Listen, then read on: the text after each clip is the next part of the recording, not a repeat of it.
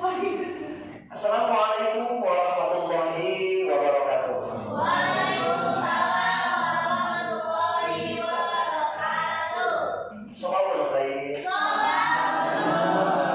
Kaifa halukum? Alhamdulillah. Good morning, students. Good morning, teacher. How are you today? I'm fine, thank you. Kalau ini guru-guru ya. Gimana guru-guru hebat? Kabarnya hari ini sehat? Alhamdulillah. Luar biasa, Allahu Akbar. Kalau saya bilang semangat pagi, semangat, semangat, semangat. Ya, semangat pagi. Pakai ya, semangat, semangat, semangat. Nah, ya, siap ya. Siap. Semangat pagi. Semangat, semangat, semangat. Sudah oke ya. Baik, bismillahirrahmanirrahim. Teman-teman guru-guru yang hebat, hari ini luar biasa di hari Sabtu ya. Di hari Sabtu kita bisa bersilaturahim di Sekolah Dasar Islam Terpadu Al-Madinah. Hari ini saya Asep Miftahudin, calon guru penggerak angkatan 9. Dan hari ini alhamdulillah saya sudah sampai titik di akhir modul 1.4 yang harus kami berikan pengibasan aksi nyata untuk teman-teman semuanya. Intinya tidak ada yang sempurna, kita saling tergerak, kita saling bergerak, dan kita saling menggerakkan satu sama lain. Ya, sebelum nanti saya paparkan di modul 1.4 ini aksi nyata yang harus saya sampaikan. Semuanya mungkin jangan terlalu tegang, kita relax ya, kita tetap semangat. Saya ingin memberikan ice breaking. Siap ya, siap ya. Boleh berdiri dong. Lihat ya. Jadi tulis gini. Pak dung dung dan tekanan. Pak dung dung ding ding ding ding ding. Pak dung dung dong dan ding ding ding ding ding dong. Sip aha aha, sip aha aha. Semangat. Siap? Siap? Jadi yang semangat saya kasih reward. Ya. Oke, siap ya? Baik. Iya. Hitungan ketiga ya. Ulangi lagi nggak? Ulangi lagi nggak? Pak dung dung dan Pak dung dung ding ding ding ding ding. Pak dung dung dong dan ding ding ding ding ding dong. Sip aha aha, sip aha aha. Semangat. Siap? Baik, itu yang ketiga ya. 1, 2, 3. Pak dung dung Dan Pak dung dung ding ding ding ding ding. Pak dung dung dong ding ding ding ding ding dong. Sip aha aha, sip aha aha, semangat. Tunggu ya. Jadi teman-teman semuanya, hari ini kita ceria ya. Kita ceria bagaimana semangat guru bisa menularkan energi positif kepada peserta didik. Maka dari itu, ice-breaking langkah awal ketika semangat anak dibentuk oleh karakter seorang guru. Insya Allah. Baik teman-teman semuanya, hari ini saya akan coba mengibaskan aksi nyata yang harus saya sampaikan kepada teman-teman semuanya. Saya tidak menggurui, tapi kita berbagi, berkolaborasi. Ya, mudah-mudahan apa yang saya sampaikan bermanfaat untuk nanti ke depan sekolah, individu, dan peserta didik yang lainnya. Ya. Baik, di modul 1.4 ini kita akan masuk materi berkaitan dengan budaya positif.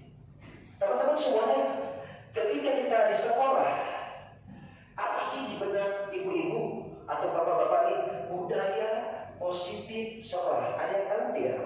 Yang tahu saya kasih reward. Ada? Tarik. Kebiasaan baik harus. Good. Wih.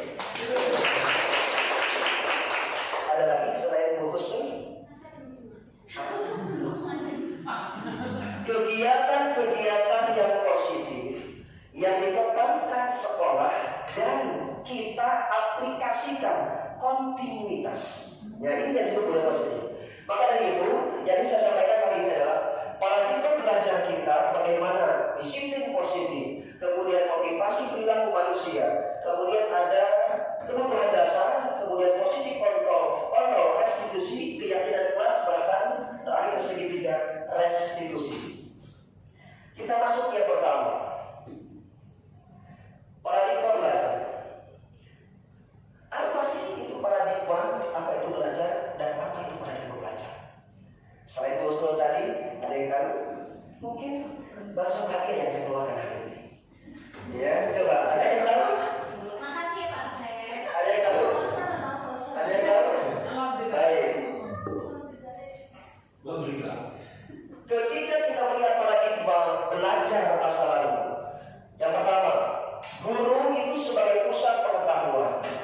Kemudian fokus pada aspek kognitif. Kemudian yang ketiga, abai terhadap keberagaman karakter peserta didik.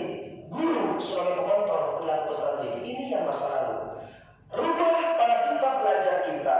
Jangan sampai hanya sebagai pusat pengetahuan.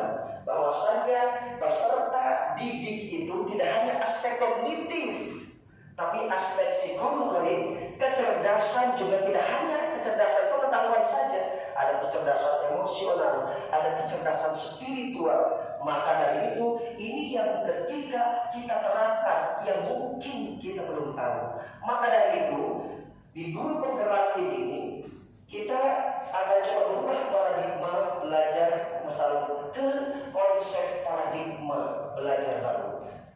Memastikan praktik pembelajaran berpusat pada peserta didik. Mungkin ibu-ibu semuanya, bapak-bapak sudah mengaplikasikan. Saya luar biasa ketika guru-guru kelas, wali kelas, bahkan guru mapel juga sudah mulai berpusat pada peserta didik. Bagaimana guru memberikan apresiasi kah, reward kah, ataupun yang mendasari si anak ini akan jauh lebih baik dari sikap tidak hanya kognitif saja kita nilai, tapi aspek-aspek yang lain yang memang yang dipusatkan pada peserta didik kita. Jangan sampai ketika peserta didik ada yang mungkin kurang pemahaman dalam hal kognitifnya, kita langsung kamu tidak bisa, jangan. Kita tuntun paradigma pembelajaran kita, jangan sampai menuntut, ya, tapi tuntunlah anak ke arah yang lebih baik. Yang tadinya mungkin nggak bisa nulis secara rapi, bisa nulis secara rapi. Kemudian kalau seandainya bahasa Inggris, ya ketika dia vokabnya kurang bagus, ditambahkan oleh gurunya. Oh, ini tambahkan. Jadi diajarkan, dituntun peserta didik ke arah yang lebih baik, ke arah yang lebih bagus. Jangan sampai kita menjustifikasi anak, ya, oh kamu gak bisa, kamu nilainya pasti jelek. Ini adalah paradigma yang harus kita tinggalkan. Maka itu guru penggerak ini adalah menggerakkan kita agar menjadi guru-guru yang hebat, guru-guru yang sabar, guru-guru yang tanggung jawab, guru-guru yang memang paradigmanya mengedepankan yang ketika pembelajaran berpusat pada peserta didik. Kemudian apa yang harus dilakukan guru? Yang pertama, guru sebagai awam pergerakan. Kemudian yang kedua, mencapai jabatan setinggi-tingginya. Bagaimana seorang guru menuntun anak agar apa? Capaian. Kodrat anak kan berbeda-beda, tapi ada dua, kodrat alami, kodrat ilahiyah, dan kodrat zaman. Mana kodrat ilahiyahnya? Setiap anak memiliki kemampuan, memiliki kelebihan. Itu yang harus kita pahami. Jangan sampai ketika melihat kondisi anak itu tidak bisa, kita melihat kekurangannya. Tapi lihat dari sini, guru sebagai among itu ngomong kalau bahasa Sunda deh, ngomongnya menuntun anak ke arah yang lebih baik. Lihat kodrat anak, kelebihannya di mana, kekurangannya kita evaluasi, kita tingkatkan. sampai kita hanya melihat anak kekurangannya saja. Ingat, tidak ada yang sempurna. Semua anak memiliki kodratnya masing-masing, ya. Mungkin di sini Bapak Ibu guru, ada guru BAI Pak Zulfikar, melihat anak ini hafalannya kurang maksimal, mungkin bacanya terbata-bata. Arahkan, tuntun anak ini sesuai dengan kodratnya. Kemudian yang keduanya adalah bagaimana caranya kita menggapai kebahagiaan yang setinggi-tingginya. Ingat, sekolah adalah rumah kedua. Benar nggak? Ya, anak dikasih amanah sama orang tua, kepada dewan gurunya, kepada wali kelasnya, mungkin titipan kita harus jaga dengan sebaik-baiknya. Jaga irama. Bahagia timbul karena apa? Guru yang lihat kedepannya adalah ikhlas dalam memberikan materi, memberikan pembelajaran, bahkan menciptakan kebahagiaan kepada anak di dalam kelas. Insya bisa ya. Di sini pasti guru-gurunya hebat-hebat ya. Bu Lucy, ya, Bu Usul, Bu Sisi, Pak Rahman, Bu Asia, Pak Hadi, ya, Pak Kiai, kemudian semuanya kita ingin bahagia ketika anak masuk ke dalam sekolah, ke dalam kelas yang happy. Tidak masuk kelas, bantu, contoh ya, ketemu ini lagi, ya, jangan. Bahagiakan anak dengan konsep kita. Tuntun anak, bukan menuntut anak. Oke? Baik, kita lanjut. Transformasi konsep belajar kita. Bapak Ibu lihat, guru yang efektif, guru yang ketika ada anak yang mungkin gak bisa kita langsung refleks, apa sih kekurangannya, apa sih hambatannya. Jangan sampai langsung kita tinggalkan. Benar ya? Kalau selama itu ada siswa yang pandangnya luar biasa, sulitnya belajarnya, kita tinggalin, itu bukan tipe pendidik, ini hanya pengajar saja. Maka dari itu, guru yang efektif adalah naluri dalam hatinya, memberikan kesan, saya ini adalah orang tua polisi. Artinya, merefleksikan apa yang kita bisa membuat anak bahagia, tuntun anak ke arah yang lebih baik. Kemudian, belajar memahami posisi kontrolnya, ya, memahami posisi di mana seorang guru. Satu, ketika kita di luar sebagai teman, di dalam kelas kita sebagai guru, ya.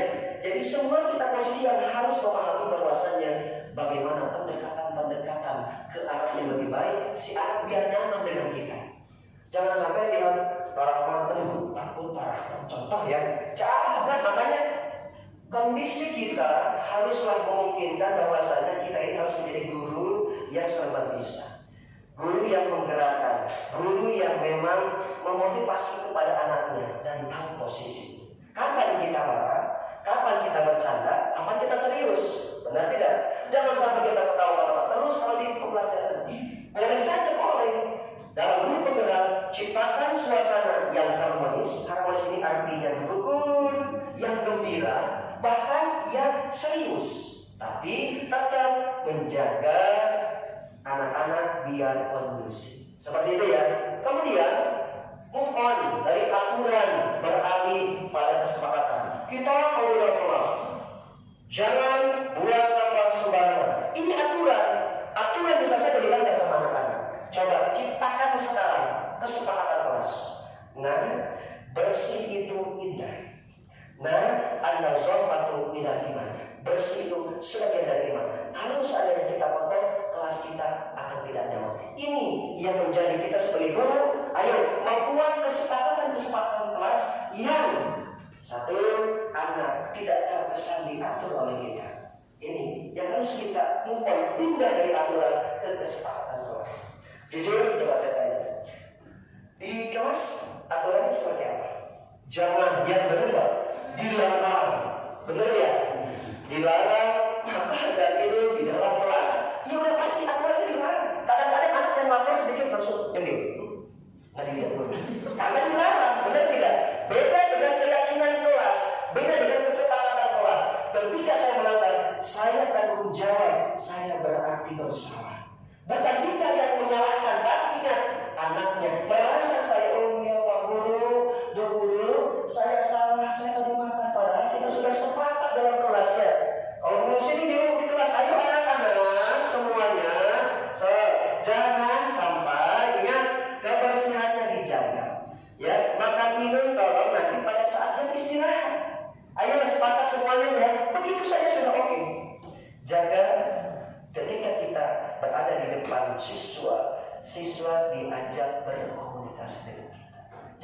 arah. Ya. Kemudian memahami kebutuhan belajar peserta didik. Ada anak yang memang butuh dengan hal-hal yang baru, apalagi kelas 6. Kebetulan saya ngajar di kelas 6. Jadi hal-hal yang baru ketika anak ingin, Pak, ini teh apa? Pak, ini tuh apa sih? Benar ya? Ini mungkin bisa ada kelas 6 ya.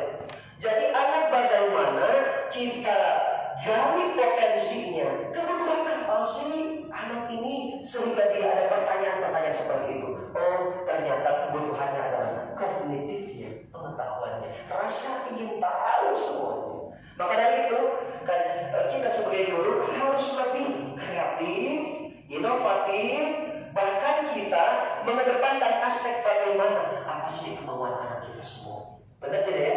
Tuntun anak, sekali lagi tuntun anak ke arah yang memang, oh potensinya kamu, oh bagus pertanyaan kakak. Ternyata kakak sudah baca dari mana? Contoh saya di internet, contoh. Pengetahuan anak itu luar biasa Bapak Ibu semuanya. Ketika teknologi semakin canggih, era 5.0 ini digital sudah merajalela. Bagaimana guru membawa anak ke arah digital yang lebih baik. Jangan sampai kita sebagai guru tidak tahu apa-apa tentang era digital ini. Anak sekarang sudah luar biasa, benar tidak ya? Handphonenya sudah oke semuanya, bahkan luar biasa harganya, baik ya, semuanya harganya luar biasa. Akan tetapi guru adalah penuntun, ingat ya, guru penuntun murid yang lebih baik dari aspek kognitifnya, bahkan perkembangan zamannya. Maka ada dua kodrat ketika siswa atau peserta didik di sekolah, kodrat alamnya, kodrat ilahiyahnya, bahkan kodrat yang kedua, kodrat zaman teknologi. Seperti itu ya teman-teman ya. Itu bagian transformasi dari konsep pembelajaran. Kemudian setiap orang ini diajar lewat nomor 1. Kalau ini baca literatur diajar lewat antara. Saya beli buku itu 2, nanti saya kasih 1 untuk yang hari ini bisa jawab ya. Setiap orang ini akan menjadi guru. Setiap rumah menjadi sekolah. Madrasatul ula. Kita tidak pungkiri Bapak Ibu semuanya, jangan sampai benar ketika ada peribahasa, jangan ketika masalah keluarga dibawa ke sekolah akan ambruk semua. Ingat, setiap orang bisa menjadi guru dan setiap rumah menjadi sekolah. Tanamkan budaya sekolah di rumah ke anak-anak kita. Ajarkan anak kita adalah anak yang memang investasi akhirat kita semuanya. Di sekolah pun sama. Jangan sampai hanya kita datang, ngajar, pulang, dapat gaji. Ini adalah hal-hal yang harus kita hindarkan. Kita nggak munafik, ya. Bapak Ibu semuanya dimuliakan Allah. Jadi intinya adalah bagaimana kita seorang menjadi guru sebagai pendidik dan setiap rumah menjadi sekolah. Itu ya konsep pertama. Ketika teman-teman semuanya memahami ini, pembelajaran akan terasa indah dan terasa nyaman. Ini konsep yang pertama. Maka Bapak Ibu ya, khawatir ada yang perlu ditanyakan, boleh sebelum masuk nanti itu konsep yang kedua. Ada pertanyaan, ada hal yang disampaikan, boleh. Paham ya soalnya deh, teman-teman ya. Ini kita sharing saja ya.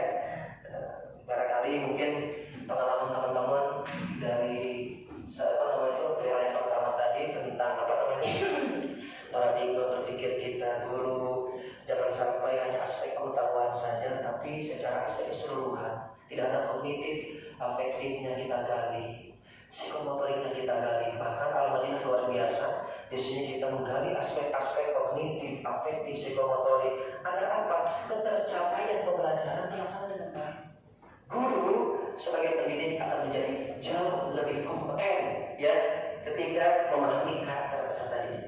Jadi kita tak kaku ya. Itu teman-teman, itu yang pertama. Boleh? Ada hal yang perlu disampaikan? Tidak, kita langsung ya. Yang kedua, disiplin positif. Disiplin positif. Teman-teman semuanya, Bapak Ibu guru, disiplin positif ini yang memang pada dasarnya kita mencerminkan anak agar menjadi anak yang disiplin. Ya, disiplin itu apa sih? Ada yang tahu? Gak apa-apa ya Bapak Ibu. Ada yang tahu?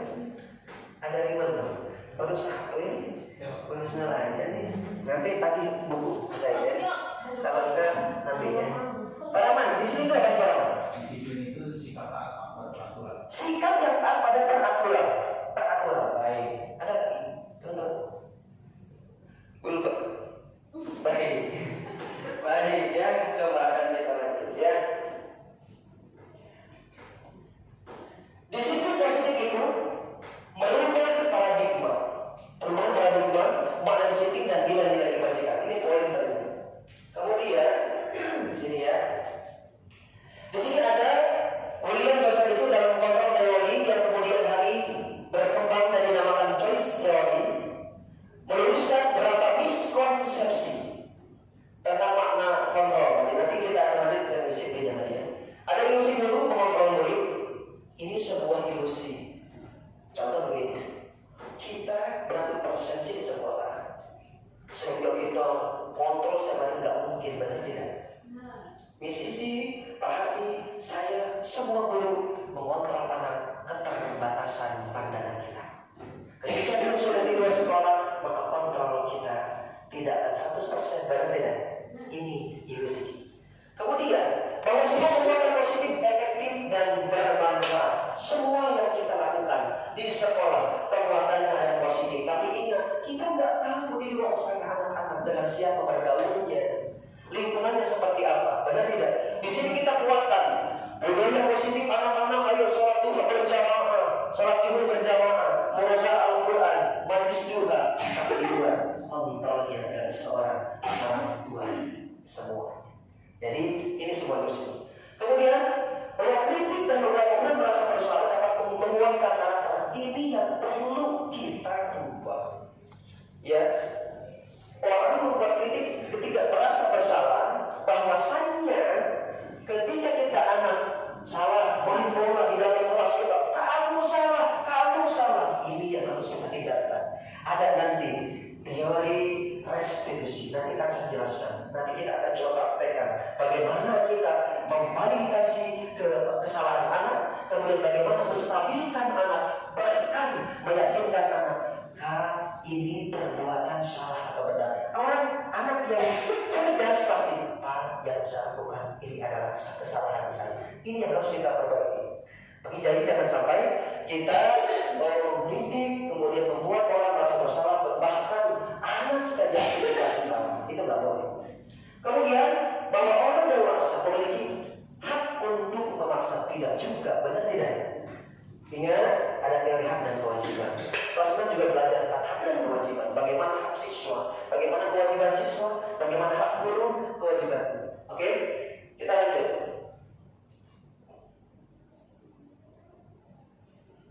Makna disiplin tadi kata Pak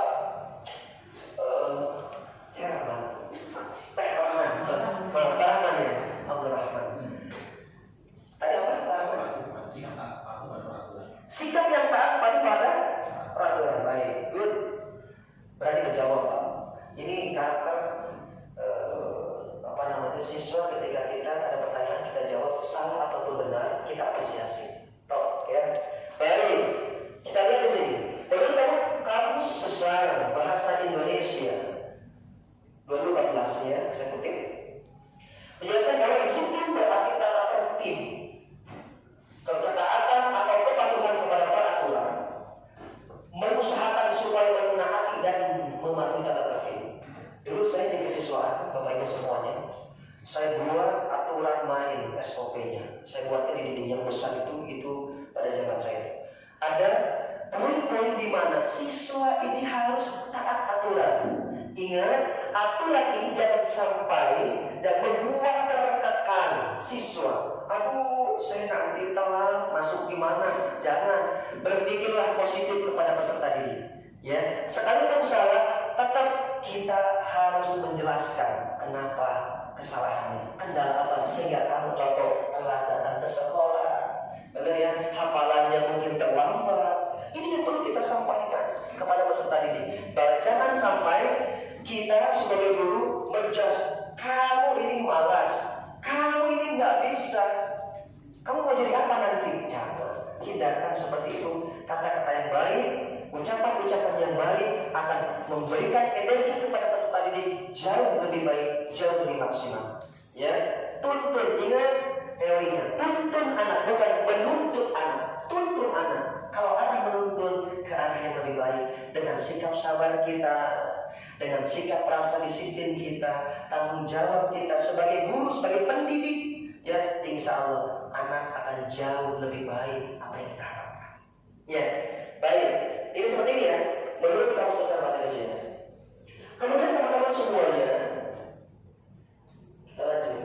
Ketika mendengar kata disiplin, apa sih yang terbayang di benak Anda? Apa yang terlintas di pikiran Anda? Kebanyakan orang akan menghubungkan kata disiplin dengan kata tertib, teratur, kepatuhan pada peraturan. Kata disiplin juga sering dihubungkan dengan hukuman. Padahal hal ini sungguh berbeda. Karena belajar kata disiplin positif tidak harus dengan memberi hukuman. Ya. Justru itu adalah salah satu alternatif terakhir dan tidak digunakan sama sekali. Bapak Ibu semua yang sekarang, penguatan kita sebagai guru jangan sampai memberikan sebuah hukuman yang menjarakan pikiran anak menjadi anak yang takut dengan kita. Ya, maka pembelajaran akan tidak akan maksimal. Contoh kita dulu, mungkin saya pribadi dulu, saya takut dengan guru matematik. Saya takut dengan guru matematik. Bahkan saya izin, ya waktu itu di Bakar Kembang saya di Bogor ya. Saya izin karena enggak ini matematik. Tapi dengan rasa kepercayaan diri saya, mudah-mudahan kalau saya bisa, pasti bisa dan yakin bisa. Dan gurunya, alhamdulillah luar biasa baiknya. Ingat, anak tergantung polesan kita. Ya, di kelas, anak mau apapun di dalam kelas kita poles, kita tuntun ke arah yang lebih baik. Ketika anak bandelnya luar biasa, tidak ada kata bandelnya. Anak ini mungkin aspek psikomotoriknya luar biasa, kinestetiknya luar biasa. Arahkan ke arah yang lebih baik. Ya, mungkin dia punya bakat main bola, arahkan ke sana. Jadi semua anak-anak pasti semuanya memiliki kemampuan dan kelebihan. Ya teman-teman semua. Ini maka itu jangan sampai kita gunakan, hukuman yang menjadi beban. Ingat dong, hukuman yang menjadi beban kepada siswa. Jauhi semuanya. Kasih ya hal-hal yang meyakinkan bahwasanya anak ini memahami bahwasanya dia bersalah. Bukan dari kita, beliaulah muridlah yang mengatakan, Pak, Bu, saya mungkin salah, saya minta maaf. Ini yang kita harapkan. Mudah-mudahan semuanya bisa buat Bapak Ibu ya. Kita lanjut. Dalam budaya kita, makna kata disiplin dimaknai menjadi sesuatu yang dilakukan seorang pada seorang lain untuk mendapatkan kepatuhan. Kita cenderung menghubungkan kata disiplin dengan ketidaknyamanan. Contoh anak-anak, kita akan disiplin, kadang-kadang anak, Bapak harus masuk jam 7, bagaimana saya rumahnya jauh. Nah ini yang harus kita sikapi dengan baik. Disiplin bukan berarti membuat ketidaknyamanan siswa. Ketika ada hafalan hari Kamis anak-anak datang takut boleh menghafal. Ingat, arahkan tuntun anak menjadi lebih baik dan menjadi senang untuk murojaah Al-Quran. Ini yang kita harapkan. Nyaman dulu anak. Jadi disiplin itu bukan berarti ketidaknyamanan kepada peserta didik. Jangan membuat tidak nyaman, jangan. Membuat nyaman dengan disiplin. Oh, ketika saya disiplin, saya ingin menjadi orang sukses. Salah satu kuncinya adalah disiplin. Kan bisa begitu dijelaskan sama peserta didik. Ya, ketika kalian anak-anak, kalian insya Allah saya habis Quran. Ayo disiplin dalam murojaah. Kan begitu. Ya teman-teman. Jadi ini disiplin dalam budaya kita seringkali dengan makna hukuman. Ya. Kemudian Dr. Mendelssohn juga pada teori kontrolnya bahwa setiap perbuatan memiliki suatu tujuan, dan selanjutnya yang dosen juga mengatakan dengan mengaitkan nilai-nilai kebajikan yang diyakini seseorang, maka motivasi intrinstiknya akan terbangun sehingga menggerakkan motivasi dari dalam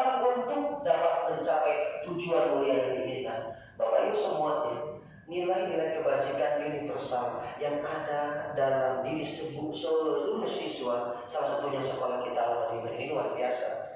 Berbagai macam karakter anak-anak semuanya. Kelas 1 luar biasa guru dengan kesabarannya. Kelas 2 sama dengan kesabarannya. Kelas 3, kelas 4, kelas 5, bahkan kelas 6 pun dengan kesabarannya. Bahwasannya semua punya nilai-nilai kebajikan yang memang luar biasa. Anak-anak semuanya kita gerakan dalam dirinya, potensinya, unsur baiknya. Maka dari itu guru harus memahami karakter anak. Jangan sampai kita menjustifikasi tapi kita tidak pernah itu pendekatan persuasif kepada anak, bertanya kendalanya apa, kebutuhannya apa. Bahkan kita menjustifikasi, kamu nilainya jelek terus, kamu nggak pernah belajar ya. Kita di sini adalah sebagai pendidik menuntun ke arah yang lebih baik. Ayo ingat Bapak Ibu semuanya, kita punya anak di rumah. Ya, di sekolah kita punya anak yang begitu luar biasa sampai 1000 di Al-Madinah. Di rumah pun kita punya anak yang harus kita didik ke arah yang lebih baik. Ketika di rumahnya bagus, di sekolah pun akan bagus. Ingat, sekolah yang paling pertama adalah di rumah. Tuntun anak yang lebih baik.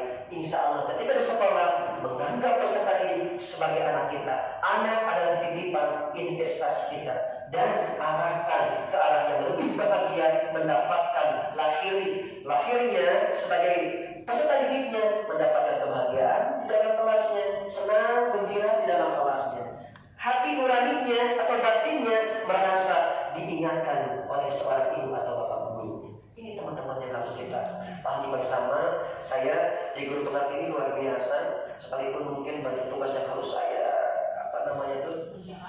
kerjakan, tapi sedikit banyaknya teman-teman, mungkin teman-teman sudah luar biasa hebatnya. Artinya sudah capaian-capaian kompetensi teman-teman semuanya jauh melebihi saya. Akan tetapi kita ayo semuanya berkolaborasi, satu dan lainnya masing-masing punya kelebihan, punya kekuatan. Maka dari itu budayakan terutama nilai dan kebajikan universal. Dilakukan teman-teman semuanya. Bisa disimpulkan bahwa sebagian institusi, organisasi saling memiliki nilai-nilai kebajikan yang sama karena nilai tersebut bersifat umum atau keseluruhan, universal, dan lintas bahasa, suku bangsa, agama maupun latar belakang. Kalau lagi kerjaan Sentrikan Islam Ar-Rahman luar biasa. Ya, begitu besar di sekolah ini, dan mudah-mudahan keragaman yang ada di dalam kultur sekolah ini menjadikan nilai-nilai kebajikan. Mau itu institusi TK-nya, SD-nya, SMP-nya, bahkan SMA-nya. Minimal kita sekarang berada di wilayah institusi SD kita mudah-mudahan menjadi suasana sekolah yang nyaman, ya, yang disiplin, yang bahagia. Karena siapa? Karena kita sebagai guru menjadi pionir, ya, menjadi penuntun anak, menjadi anak yang lebih baik. Itu teman-teman semuanya, ya. Kemudian teman-teman semuanya, Bapak Ibu semuanya, nilai dan kebajikan universal juga di sini ada profil pelajar Pancasila. Ini sudah mungkin di kelas 5, ya. Ada program L5 ya, betul tidak? Ada ya, Bapak Ibu semuanya?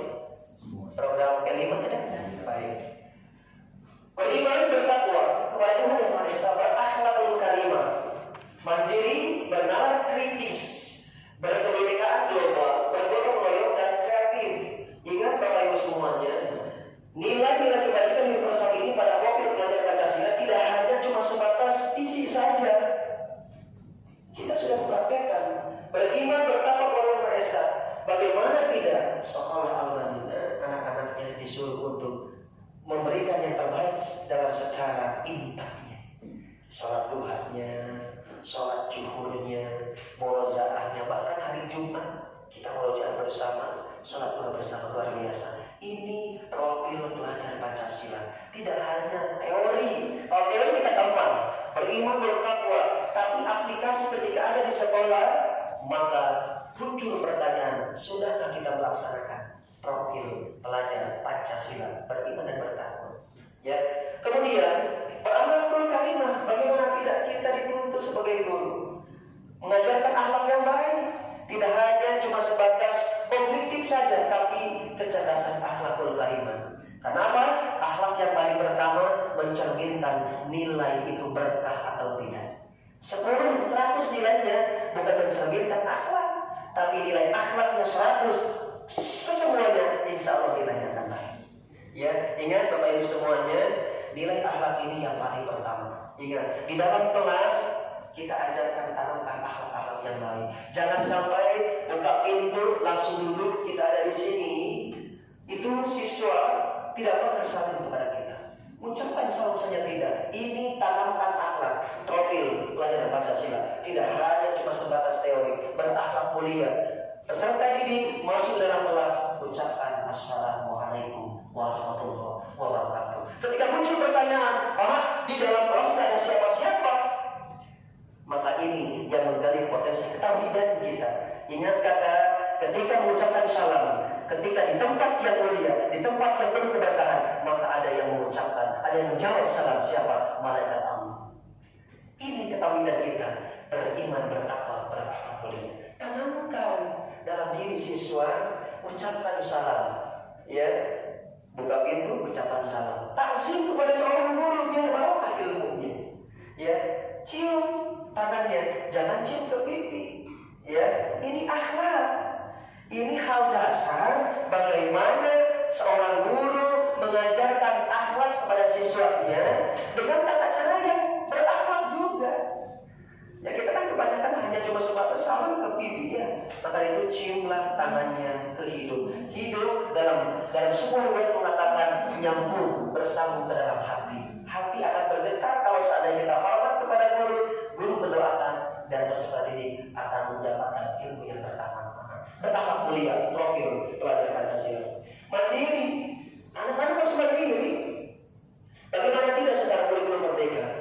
Mengedepankan bahwasanya anak menggali potensinya, kita arahkan bakatnya di mana, minatnya di mana, ya kan? Kelebihannya apa? Biar mandiri anak, biar mencari kelebihannya. Ketika ada kekurangan, maka kita jelaskan, kamu harus sering belajar baca Quran ya.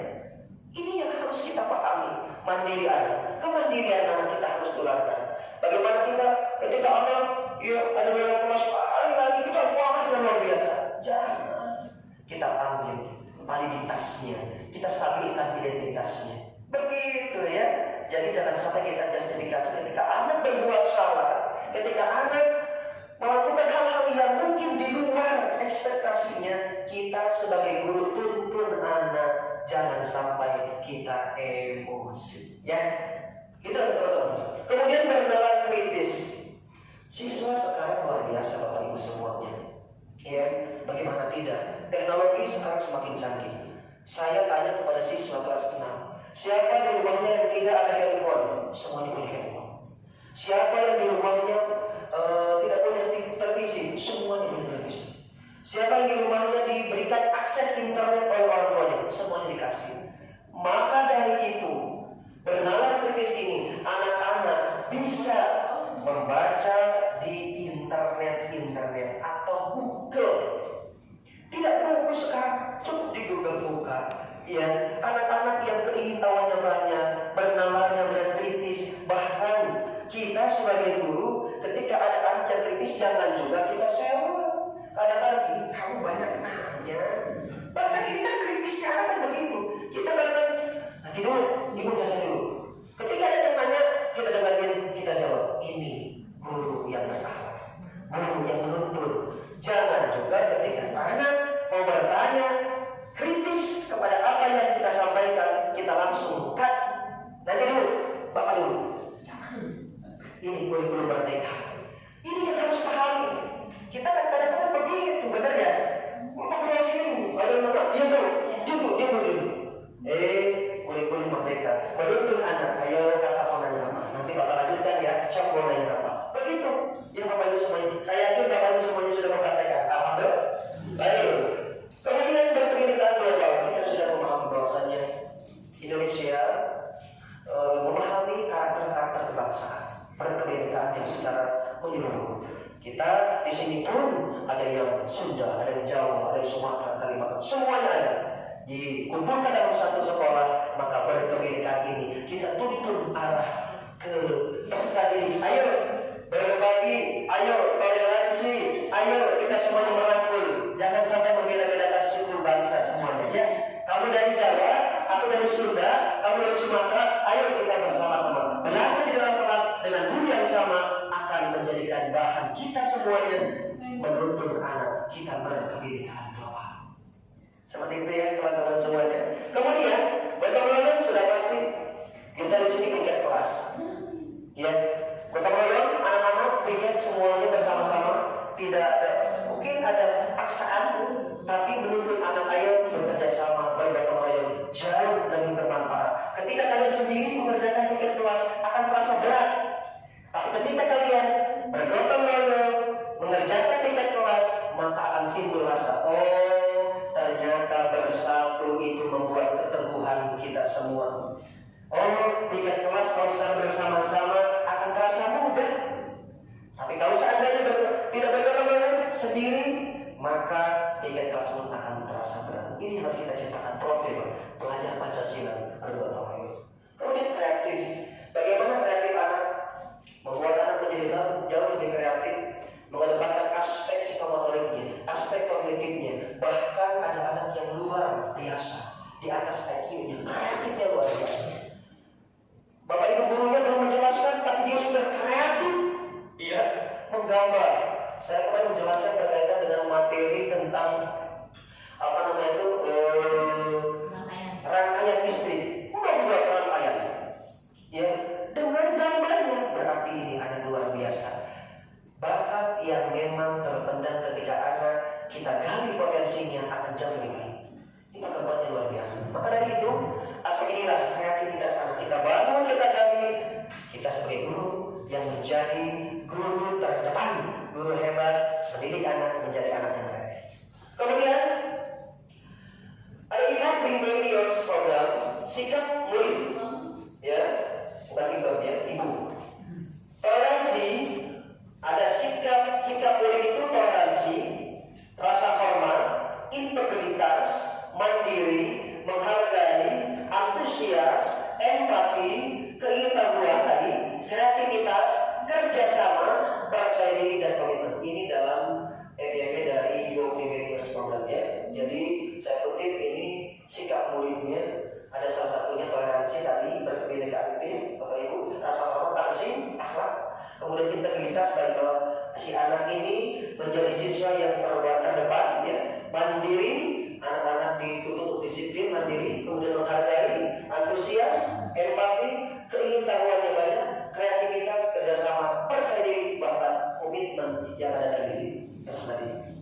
Teman-teman semuanya kita berlanjut. Siap. Ini saya pinjam bukunya di perpustakaan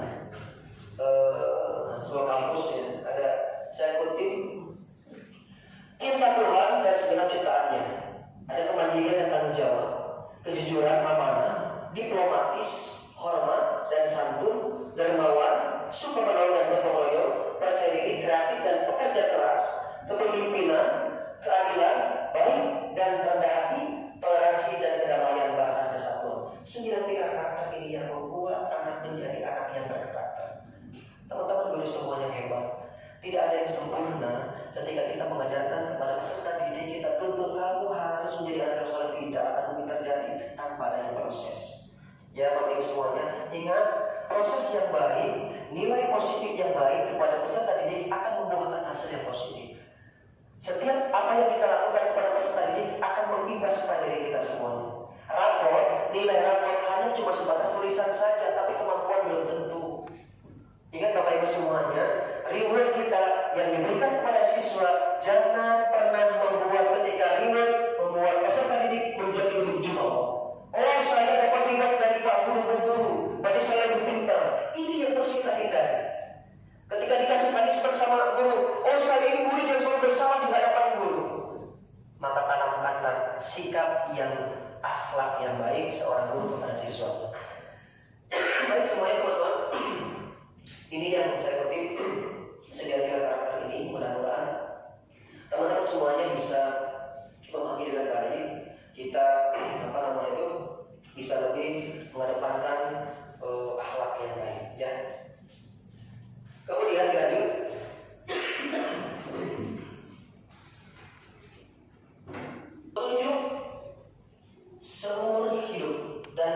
keterampilan hidup, lifelong business and life skill. Keterampilan hidup dapat dipercaya, lurus, hati, pendengar yang aktif, tidak merendahkan orang lain, memberikan yang terbaik dari diri. Ini saya kutip dari buku ya. Ada berkaitan dengan nilai kebajikan universal. Kemudian petunjuk hidup peduli, kemudian penalaran, bekerja sama, keberanian, keingin-tahuan, usaha, keluasan atau fleksibilitas, bahkan berorganisasi. Ini nilai kebajikan yang saya kutip dari sebuah buku.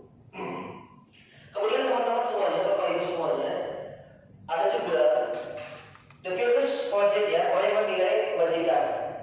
Peduli, rajin, integritas, rasa hormat, keterus-terangan, keberanian, kebahagiaan, tanggung jawab, kebersihan, kesantunan, keadilan, pengabdian, komitmen, kreatif, baik hati, bijaksana, belas kasih, semangat, kesetiaan, bersyukur, percaya diri, kedermawanan, berprinsip, toleransi, belas kasih, kejujuran, bersahaja, percaya, bertujuan dermawan, keteraturan, lurus hati. Ini salah satu nilai kebajikan yang saya kutip dari proyek nilai-nilai kebajikan.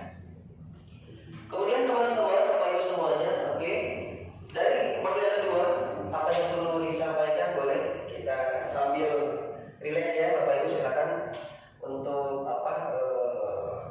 rehat dulu, mungkin mau minum dulu boleh ya. Perilaku manusia, Bapak Ibu semuanya, perilaku erat kaitannya dengan tingkah laku, benar ya? Setuju tidak? Setuju. Ketika orang melakukan hal-hal sesuatu, mungkin ada kesempatan. Aduh, lumayan nih, uang 100.000, saya ambil, nggak ada orang ini, masukin kantong, bawa pulang ke rumah, dijajanin.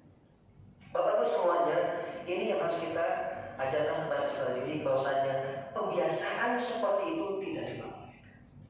Ketika kita menemukan barang-barang bukan hak kita, tanamkan kepada peserta didik itu yang pertama kejujuran, kemudian amanah, ya, kemudian disiplin. Berikan yang terbaik kepada peserta didik bahwasanya hal-hal perilaku yang seperti itu tidak diperbolehkan. Ya teman-teman, maka itu ada motivasi perilaku manusia. Apa sih motivasi perilaku manusia? Bapak Ibu semuanya, apa itu motivasi? Baru sebuah hadiah yang saya keluarkan hari ini. Apa itu sih motivasi? Mungkin apa? Dorongan. Ada lagi? Hasrat. Good. Keinginan, niat. Ada lagi? Pak Rahman? Motivasi hasrat kita ingin A, B, C, D, betul ya? Keinginan kita, niat kita, baik. Apakah itu motivasi? Ada motivasi yang bersifat intrinsik atau internal. Kemudian ada yang ekstrinsik atau eksternal. Dia kasih dalam bukunya menyatakan ada 3 motivasi perilaku manusia. Teman-teman bisa lihat di sini. Yang pertama, untuk menghindari ketidaknyamanan atau hukuman. Ini adalah tingkat terendah. Ini saya kutip dari buku yang tadi. Tingkat terendah dari motivasi perilaku manusia. Biasanya seseorang yang motivasi perilakunya untuk menghindari hukuman atau ketidaknyamanan akan bertanya, apa yang akan terjadi apabila saya tidak melakukannya? Ini adalah motivasi yang memang paling terendah, yang memang menghindari hanya ketidaknyamanan saja atau menghindari hanya hukuman saja. Ada pertanyaan begini, apa yang akan terjadi kalau seandainya saya tidak melakukannya? Berarti dia sudah akan berniat kembali kalau seandainya hukumannya ringan. Kan begitu nanti pertanyaannya. Teman-teman, Bapak Ibu semuanya, sebenarnya mereka sedang menghindari permasalahan yang mungkin muncul dan berpengaruh pada dirinya secara fisik maupun psikologis. Apabila tidak melakukan tindakan tersebut, motivasi ini yang bersifat eksternal. Itu ya Bapak Ibu ya. Kita lanjut ya Bapak Ibu ya. Yang pertama tadi untuk menghindari ketidaknyamanan atau hukuman. Yang kedua, untuk mendapatkan imbalan atau penghargaan dari orang lain. Satu tingkat di atas motivasi yang pertama. Di sini orang berperilaku untuk mendapatkan imbalan atau penghargaan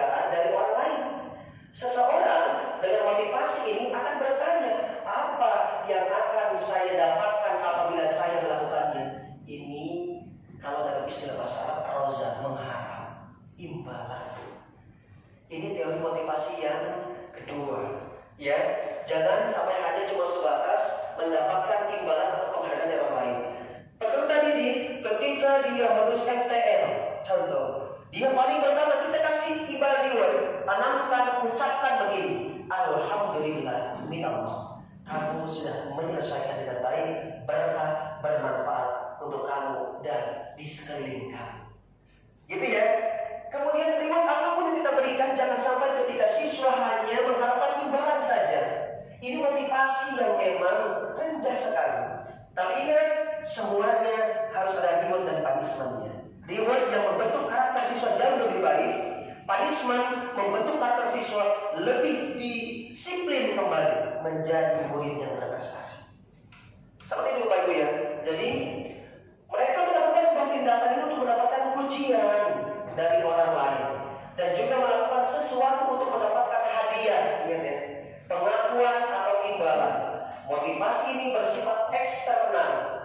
Ada seorang guru memberikan hadiah kepada siswanya, kamu hebat nih hadiahnya.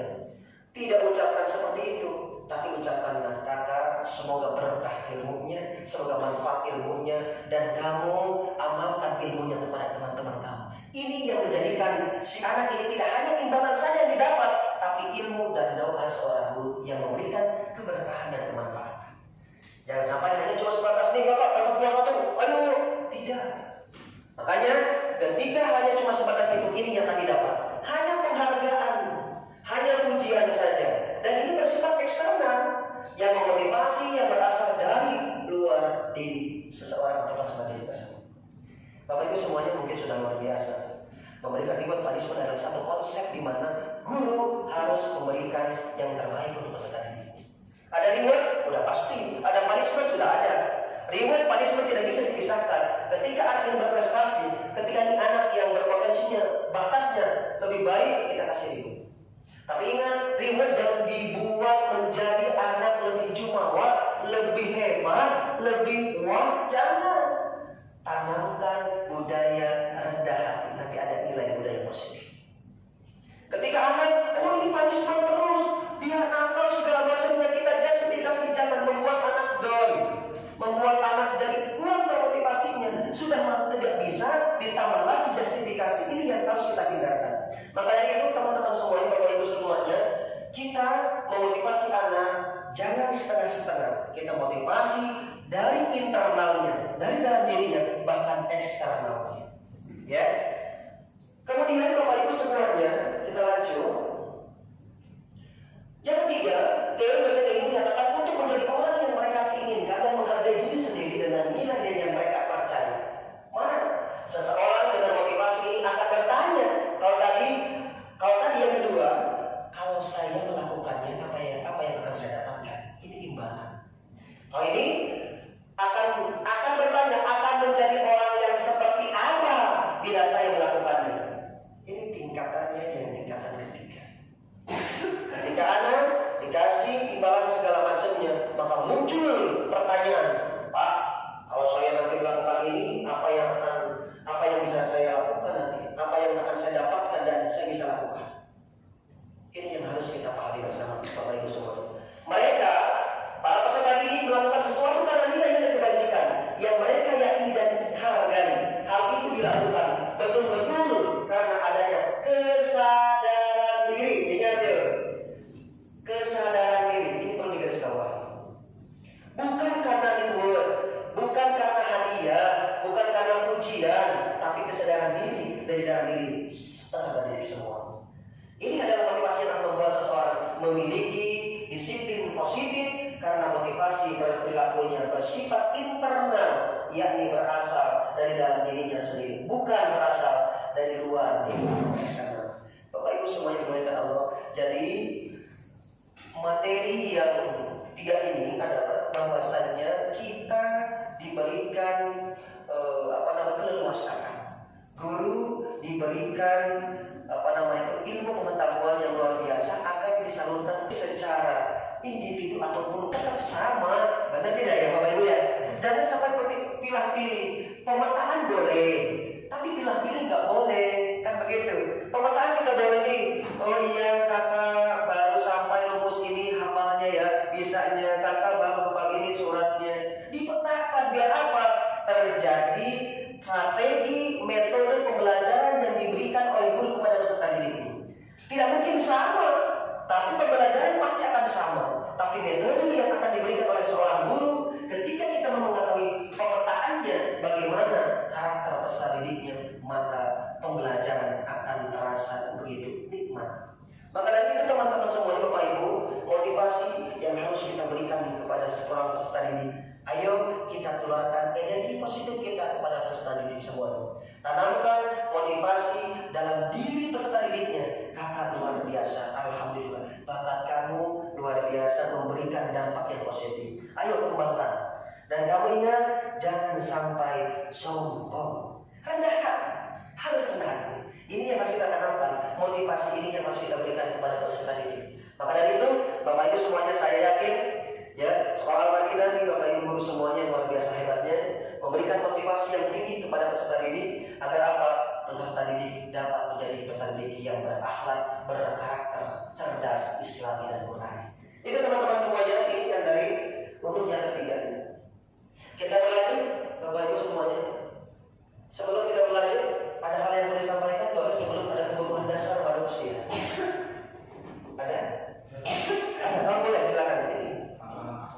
Biar tadi punya motivasi seperti yang Baik, Pak Abang, ketika kita mendasari bahwasanya ada motivasi yang ada dalam diri seorang siswa, bakatnya, minatnya kita arahkan. Oh, anak ini pintar nih, matematikanya kita arahkan nanti untuk pengembangan sains matematikanya. Ada terprogram, jadi jadwalkan harinya, kapan waktunya, siapa pengajarnya. Ini kita akan coba memahami betul motivasi yang ada dalam diri siswa. Seperti itu para banyak. Baik, ada lagi? Untuk kebutuhan dasar manusia, teman-teman semuanya, apa sih? Butuh apa sih kita sebagai manusia? Kasih sayang, bagus Gus. Ada lagi? Uang makan minum. Iya, Pak Rahmat, uang makan minum ya. Ini kasih sayang. Iya, ini kan teman-teman bagus semuanya. Untuk kebutuhan dasar ini manusia tidak akan luput dari kasih sayang. Betul, kita butuh kasih sayang sama orang tua. Kalau istri, suami, istri dan anak itu orang tua, semuanya. Makan, minum secara lahiriah kita perlu karena kebutuhan dasar jasmani tidak bisa dihilangkan. Kalau orang sekarang yang belajar kemudian lahiriah jasmaninya tidak tercukupi, belajar akan nyaman atau tidak? Tidak. Berarti ada keseimbangan, berarti ada sinergitas antara lahiriah dan batinnya. Psikologis boleh, psikologis. Kemudian ada lagi pendidikan, ada lagi tempat tinggal, rasa aman, sandang, pangan, papan, semuanya. Baik teman-teman semuanya, luar biasa guru-guru hebat ini ya. Baik, kebutuhan dasar manusia. Kebutuhan dasar manusia, kenapa harus memahami? Nah, oke. Lihat Bapak Ibu semuanya, ini Dr. William Glaser ini di peruntukan ini, peruntukannya kita membahas buku ini. Seluruh tindakan manusia memiliki tujuan hidup, yaitu memenuhi kebutuhan dasarnya. Kita tidak mungkin hidup di alam dunia ini seorang guru harus memiliki tujuan positif untuk peserta didik, benar tidak? Maka ada muncul visi, misi sekolah. Ini tujuan. Tapi ada subnya, tujuan ibu bapak kita semuanya mengajarkan ilmu, mengajarkan kepada peserta didik untuk apa tujuannya? Bahwasanya untuk kebutuhan dasarnya. Apa sih kebutuhan dasarnya? Lihat ya. Ini kenapa? Iya, sebentar ya. Nah, ya ini. Tadi makanan ini betul.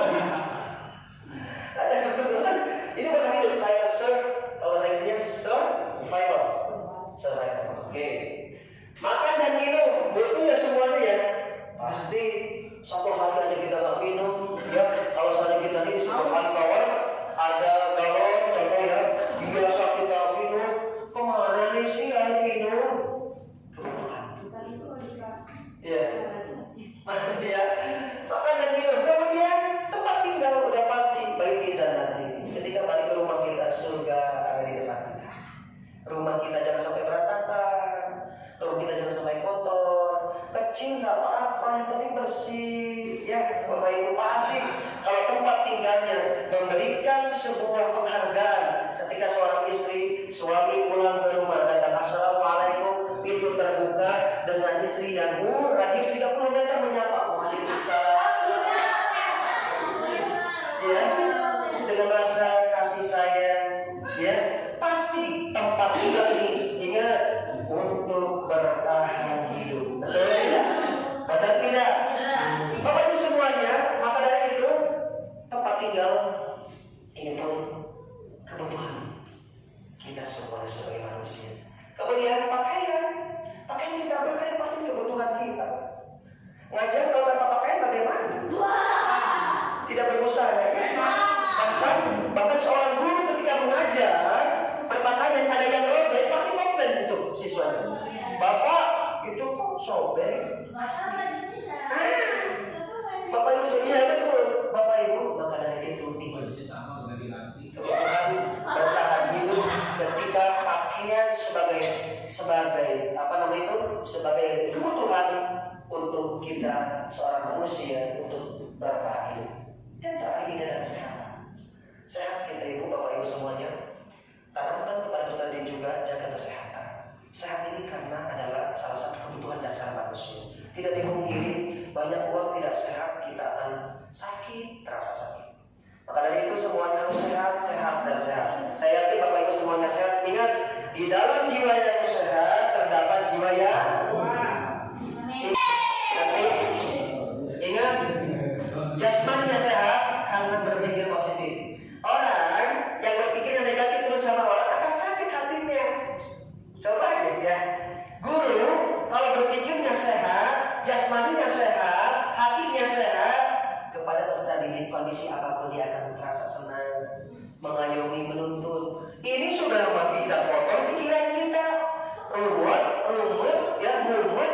Lihat peserta didik, kamu salah terus. Ingat, kesehatan juga harus lebih kita kedepankan. Anak-anak sehat, belajar pun akan nyaman. Kita seorang guru sehat pasti mengajarkan kepada peserta didik dengan enak, nyaman, tenang. Coba kalau tidak sehat, sakit gigi, kebayang ya, ngajar sakit gigi, nggak enak, ya. Bahkan nggak fokus nanti konsentrasinya. Ya, maka dari itu kebutuhan dasar manusia untuk bertahan hidup survival ya adalah maka dari itu pakaian bahkan kesehatan teman-teman semua. Kemudian kasih sayang betul tadi yang disampaikan Mbak Mrs. ya. Kasih sayang yang diterima, love and belong. Rasa sayang kita, kebutuhan kita, maka Allah memiliki sifat rahman rahim. Guru harus memiliki sifat rasa sayang kepada peserta didik.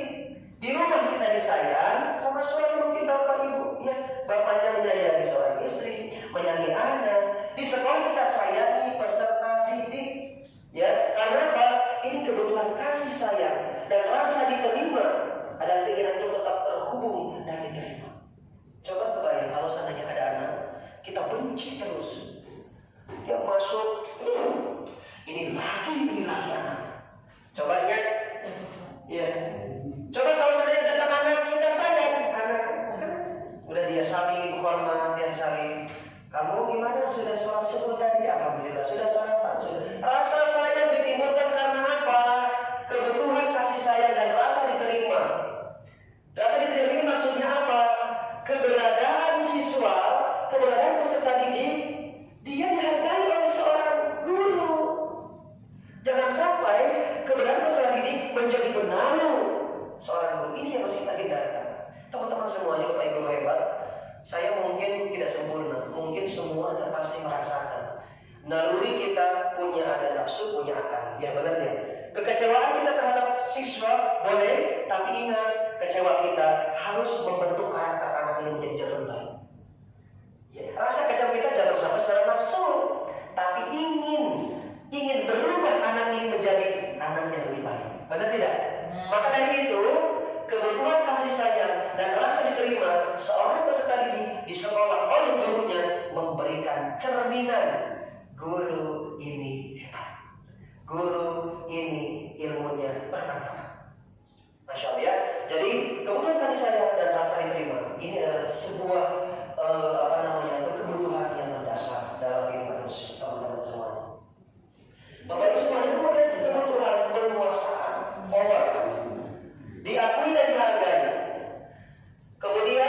bisa membuat pencapaian. Bahkan ketika memiliki kompetensi, anak siapa sih yang ingin ketercapaian prestasi? Bapak Ibu semuanya dimuliakan Allah, teman-teman guru hebat. Peserta didik memiliki capaian kompetensi yang baik, berprestasi contoh di bidang pencak silat, di bidang main bola, futsal, di bidang sainsnya. Inilah makanya manusia perlu butuh penguasaan, power. Dia memiliki kompetensi, dia memiliki diakui dan dihargai di lingkungannya, bahkan dia bisa membuat pencapaian yang terbaik dalam hidup. Ini teman-teman semuanya, peserta didik harus kita arahkan ke arah yang lebih baik. Capaian prestasi ini tidak akan ada hasilnya tanpa adanya proses dari guru memotivasi tadi pada intrinsipnya dari dalam dan dari luar. Ini berlanjut ya teman-teman, Bapak Ibu semuanya. Kemudian ini ada 3. Selanjutnya kebutuhan kebebasan freedom, menyuarakan pendapat, membuat pilihan, mencoba hal-hal baru. Ini kebutuhan dasar manusia. Tidak lain peserta didik yang memang ada di dalam diri seorang peserta didik ingin dong dia ada kebebasan, benar tidak ya? Kalau kelas 6 kita ambil kelas dari kelas 4 ya, kelas 4, 5, 6. Setiap awal pembelajaran, ayo kita suarakan pendapat pemilihan ketua kelas, benar tidak? Ini butuhnya kebebasan, menyuarakan pendapatnya masing-masing. Kita pilih salah satu seorang siswa menunjuk ketua kelas, ya benar tidak? Menunjuk ketua kelas artinya apa? Butuhnya kebebasan anak untuk berkomunikasi dengan baik, menyuarakan pendapat-pendapat. Ya, aku pilihannya A, aku pilihannya B, aku pilihannya C. Betul? Maka dari itu, mudah-mudahan semuanya teman-teman kita memahami betul ada kebutuhan kebebasan di sini. Kemudian membuat pilihan anak-anak pasti berbeda-beda. Jangan pernah kita membuat kecewa anak kalau pilihannya berbeda dengan apa yang kita inginkan. Contoh, kamu gimana sih, kan ibu nyuruhnya ini, kok kamu ini? Jangan. Kita apresiasi, kita ucapkan alhamdulillah kamu sudah berprestasi, sudah bagus. Alangkah baiknya kamu harus sesuai dengan yang ini. Itu maksudnya. Ya, itu teman-teman semuanya. Kemudian mencoba hal-hal baru. Banyak anak yang memang hal-hal yang di luar nalar kita. Ini bahasan-bahasan Bapak Soal ini kalau bahasa tentang pubertas Bapak Ibu semua ini nalarnya sudah tinggi. Nalarnya sudah tinggi. Bahkan nilai ketabidannya juga sudah tinggi. Bagaimana bentuk air spermanya, bagaimana ini harus kita pahami. Anak bernalar yang memang mencoba hal-hal yang baru, artinya mencoba berpikir kritis hal-hal yang terbaru yang dia dimiliki. Begitu ya Bapak Ibu ya. Mungkin Bapak Ibu semuanya ada yang bertanya, mungkin teman-teman atau siswa bertanya tentang materi yang di luar nalar kita, ya. Mungkin itu dia tadi, namanya anak bisa mencoba hal-hal baru dan memang butuh kebebasan berpendapat atau bernalar kritis. Baik teman-teman semuanya, silakan sambil minum Bapak Ibu. Kemudian selanjutnya ada kebutuhan kesenangan, itu udah pasti Bapak Ibu ya. Kita butuh bahagia, tidak hanya di dunia, tapi nanti kelak di akhirat ya. Mudah-mudahan semuanya Bapak Ibu dulu investasi kita belum tentu sholat kita nanti diterima ya. Tapi mudah-mudahan melayani anak dengan baik, ikhlas, tulus. Insya Allah ini menjadikan amal timbang kita menjadi berat tekanan, berat di hadapan Allah. Mudah-mudahan ini menjadikan kita sebagai guru yang terbaik, guru yang hebat, guru yang menuntun anak ke arah yang lebih baik. Bukan menuntut anak, bukan menuntut ya, menuntun anak. Ingat, menuntun kalau konsepnya menuntun insya Allah mengamalkan ilmu kita berkah di dunia wal akhirat. Ini ada pembelajaran yang menyenangkan, ya. Kebetulan kesenangan anak-anak kalau seandainya sudah praktek itu luar biasa Bapak Ibu, benar ya? Praktek rangkaian listrik, mungkin di kelas 4 praktek untuk menanam ya gitu ya. Mungkin semuanya senang, kemudian murid melakukan hal-hal yang disukainya. Pak, aku belajar di luar kelasnya boleh tidak? Boleh. Itu Bapak Ibu semuanya yang diharapkan. Bapak Ibu, contoh, Bapak, Ibu, nggak di kelas terus dong. Belajarnya coba kali di luar Pak. Ini pengennya, ayo kita coba menghargai bagaimana anak pengen belajar seperti apa. Tapi tetap kita arahkan sesuai dengan kemampuan kita sebagai guru, kompetensi kita, dan sesuai dengan materi yang akan kita sampaikan. Gitu ya Bapak Ibu, tidak mengurangi esensi materi yang akan kita sampaikan kepada peserta didik. Mau di luar, mau di dalam, mau di lapangan, semuanya dengan tujuan pembelajaran kita menuntun anak ke arah yang lebih baik. Gitu ya teman-teman. Ini kebetulan kesenangan, fun ya, pembelajaran yang menyenangkan, murid melakukan hal-hal yang disukai. Teman-teman Bapak Ibu hebat semuanya. Ada siswa mungkin memiliki potensi yang bagus, potensi yang cemerlang dalam konteks mungkin pengetahuannya, kecerdasannya, kemudian bakatnya kita arahkan menjadi anak yang berprestasi. Tapi ingat, tujuannya kita adalah menuntun anak, bukan menuntun anak. Itu ya teman-teman ya, Bapak Ibu semuanya. Kemudian kesenangan. Kemudian ketika kelima dasar kebutuhan ini terpenuhi secara memadai, maka murid akan tumbuh dengan seimbang dan bahagia. Saya tanya, 5 itu apa saja? Saya kasih hasilnya tidak dulu. Ada 5 ini. Ini baru 2 orang. Ada. Yang 5 tadi apa aja? Survival. Kasih sayang. Saya bilang itu. Fun. Apa lagi? Power. Good ya. Guru-guru hebat kok ya. Baik, kemarin kita ngomongnya ya. Sebelum kita lanjut ya, coba kita asli terlebih dahulu ya. Teman-teman semuanya berdiri. Biar dan yakin. Oke, siap ya. Ini dulu dong, ini dulu ya. Oke. Nanti kita nyanyi ya. Contoh gini. Tangannya ke kanan, digerak-gerakkan. Tangannya ke kiri, digerak-gerakkan. Tangannya ke depan, digerak-gerakkan. Jempol disilang, pinggul digoyang. Oke, siap. Siap ya, matanya fokus ya. Siap, 1, 2, 3. Tangannya ke kanan, digerak-gerakkan. Tangannya ke kiri, digerak-gerakkan. Tangannya ke depan, digerak-gerakkan. Jempolnya disilang, pinggul digoyang semua. Oke, teman-teman kita semuanya. Baik, Bapak Ibu hebat. Yang kelima. Ada 2 slide lagi ya, teman-teman. Insya Allah benar-benar ya. 5 posisi kontrol. Posisi yang memang seorang guru yang harus kita pahami. Jangan sampai kita hanya menjustifikasi menjadi penghukum untuk anak. Ingat, tidak ada yang sempurna ya. Murid pasti melakukan kesalahan ya. Kita pun guru pasti melakukan kesalahan ya. Benar tidak? Benar tidak? Banyak guru yang saya lah guru, saya pasti benar, kamu salah.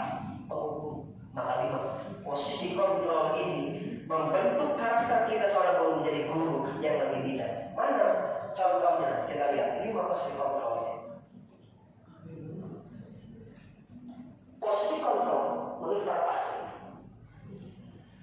merupakan perjalanan seseorang pendidik agar dapat mengenali diri.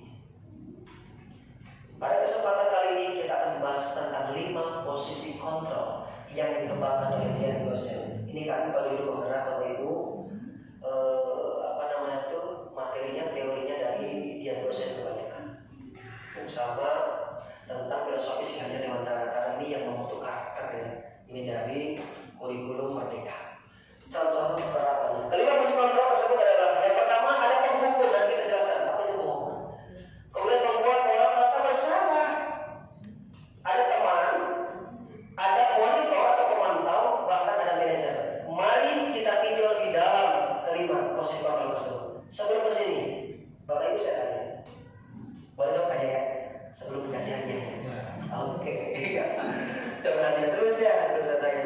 5 posisi kontrol. Sekarang saya ingin satu-satu ya, Ibu Bapak semuanya, di antara ada Ibu seorang penghukum kah, seorang pembuat orang merasa bersalah kah, teman, monitor atau pemantau atau manajer. Anggap Ibu seakan-akan belum mengetahui arti dari penghukum itu apa. So, Bapak Ibu semuanya, saya tanya satu-satu. Contoh, Bapak sebagai apa? Saya ternyata seorang penghukum. Nanti kita akan coba jelaskan. Untuk sejauh ini manajer, pengontrol, pemantau apa? Oke, bisa sih? Apa ya? Lupa saya apa ya? Saya juga tahu, nggak tahu. Masa iya? Gimana jawab buat saya ya? Pak Hadi apa Hadi? Teman, bos. Oh Pak Hadi. Di kelas main bola, ayo, nggak apa-apa. Teman. Makan nggak apa, tapi ada kontrol yang baik, ya. Kalian akan berprestasi di sini. Ini lapangannya kecil, ayo kita ke lapangan. Ini arahan, tuntun, gitu maksudnya. Pak Zulfikar, seperti apa nih, Pak Zulfikar? Hukum. Sorry ya, Pak Rahman. Saya aman aja tak mana? Bukan jadi aman, Pak. Jadi, enggak, gini loh. Guru di luar dari zona nyaman. Artinya, kita ini seorang guru. Nggak apa-apa, Pak. Ini kita sama-sama. Ini kan pengimbasan. Berkolaborasi, aksi nyata kita, saya mengamalkan ilmunya. Mudah-mudahan ini manfaat untuk semua. Sebagai guru, Bapak, apakah sebagai penghukum atau pembuat orang bermasalah, teman kita atau pemantau atau manajer? Kayaknya juga Pak Ustadz, kayaknya penghukum Ya. dasar. Betul. Kayaknya pakai bangsa Pak, semuanya. Semuanya. Sama ya. Dulu sih semuanya aja. Bu Asia, Bu apa? Bu Mazri Pak? Sebagai apa nih? Guru ini kan teorinya ada penghukum, apa Pak? Ada pembuat orang merasa bersalah, ada seorang teman guru dengan siswa teman atau pemantau bahkan manajer. Bu belum? Masih ya, oke. Baik teman-teman semuanya, coba akan kita cross check lebih dalam dengan apa yang Bapak Ibu sampaikan. Nah, penghukum, nada suaranya tinggi, menghardik, mata melotot, jari berkunjung-kunjung, berkaca pinggang dan membentak. Kamu ya salah terus. Gitu ya. Dong saya, dia mau ngomong. Dampaknya apa sih? Ini teman-teman semua, ini yang saya menghukum anak-anak. Dampaknya bukan sekarang, dampaknya murid menjadi pendendam Pak. Awas nih Bapak Ibu, saya tinggal nih yang marahin saya. Dendam. Benar nggak? Kita kamu telat terus datangnya, mata melotot sambil menunjuk-nunjuk. Ini pinggang ya, pegang apa namanya itu pelak pinggang. Kamu salah terus, jawabannya salah terus. Kamu ini menjadi apa? Ini penghukum. Gak boleh. Apa dampaknya ini? Murid menjadi pendendam, tidak menyukai guru atau mata pelajaran di kampus. Setiap kali mata pelajaran kita, dia nggak ada. Alasannya sakit di UKS.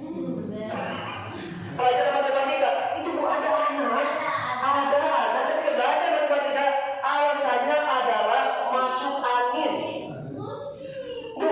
Bapak pusing. Nah, terus kita tanya, kita validitas dong, benar kamu pusing tadi sarapan tidak? Sarapan tapi kok pusing Pak? Kita angkat dulu kan, karena kita seorang guru yang meyakini bahwasanya nanti kita akan coba cross check. Inilah bijaknya Bu. Kita arahkan ke bawah start, ingat kita ada teori restitusi. Nanti kita sampaikan. Nanti Ibu nanti bisa dikembangkan dalam pembelajaran. Baik, tidak hanya guru atau mata pelajaran di aku, Bapak Ibu semuanya, penghukum ini salah satu dampaknya. Maka kembalikan kepada diri kita semuanya. Ya, baik itu penghukum. Jadi perlu dipahami dulu ya. Kemudian teman-teman semuanya, pembuat orang merasa bersalah. Nada suara cenderung melembut, tenang, namun kata-katanya menyalahkan murid. Kakak, kamu ini benar-benar ya, benar-benar merasa kamu benar. Bapak itu nggak suka sama kamu. Kamu itu luar biasa bandelnya. Awas, membuat orang merasa bersalah. Nadanya cenderung melembut, tenang.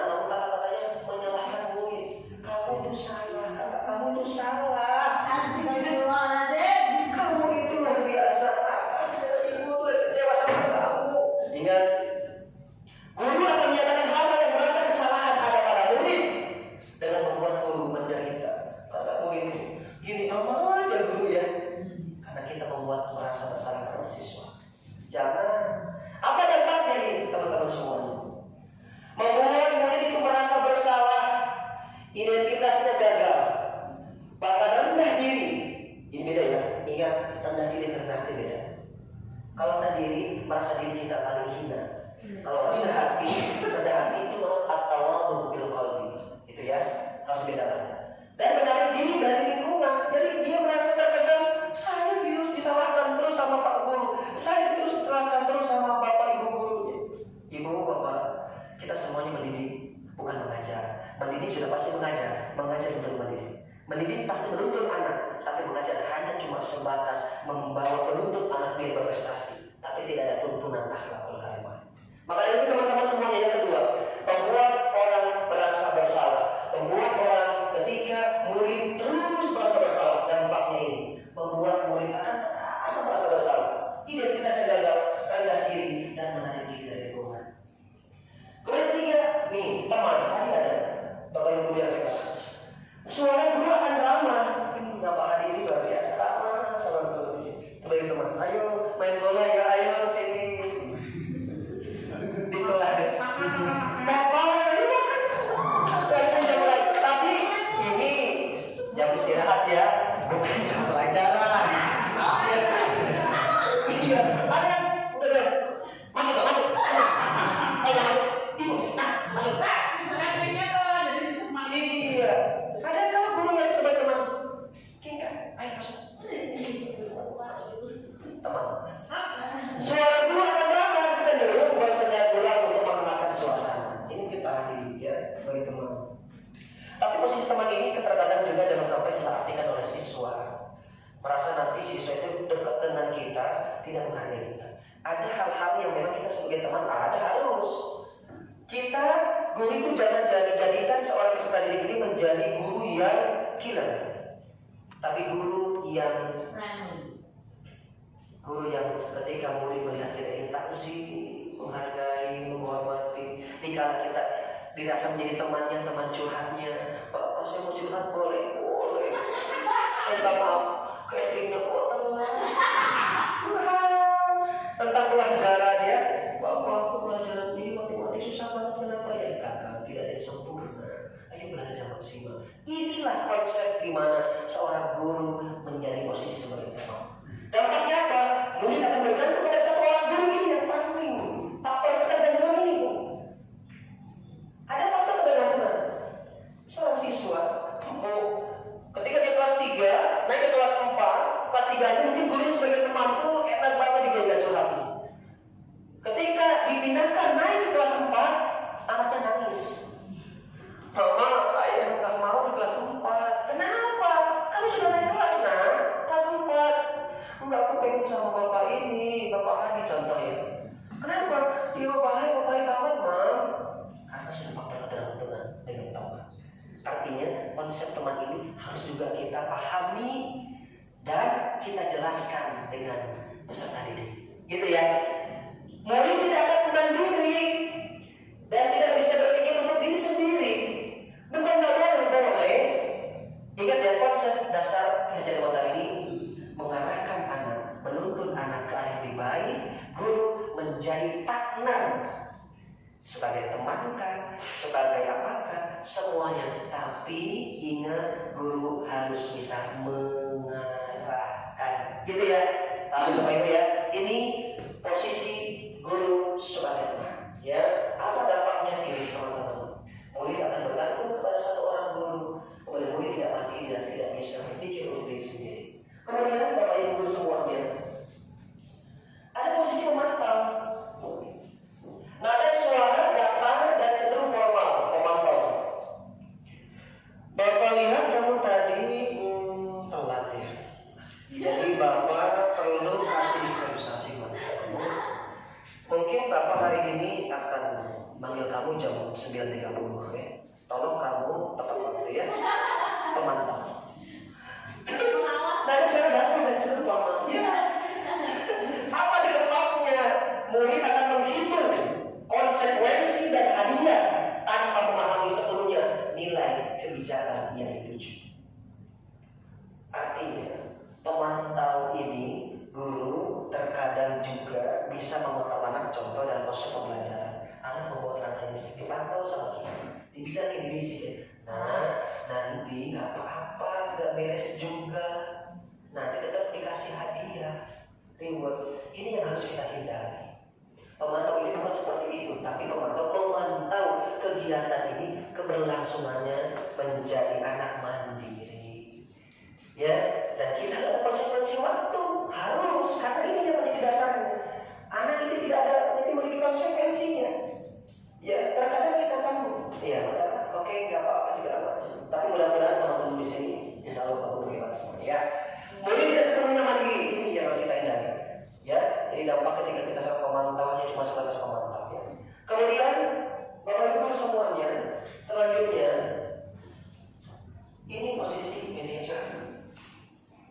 Brainstorming gitu ya, jadi anak-anak disuruh untuk berpikir memecahkan masalahnya. Tujuan dari posisi adalah agar murid dapat berefleksi dari tindakannya. Inilah posisi yang harus kita kembangkan di manajer ini. Pasti semua Bapak Ibu hebat yang ada di sini, saya yakin semuanya tidak ada yang sempurna ya Bapak Ibu ya, tapi kita ciptakan guru-guru yang memang berkompeten, guru-guru sebagai manajer, bukan penghukum, bukan pemantau, bukan apa lagi tuh, apa namanya tuh, ya 5 ya, tidak itu, tapi kita senantiasa mengenal posisi kita sebagai manajer, sebagai seorang. Tapi Pak boleh nggak penghukum? Boleh setempo waktu dengan kondisi yang ada.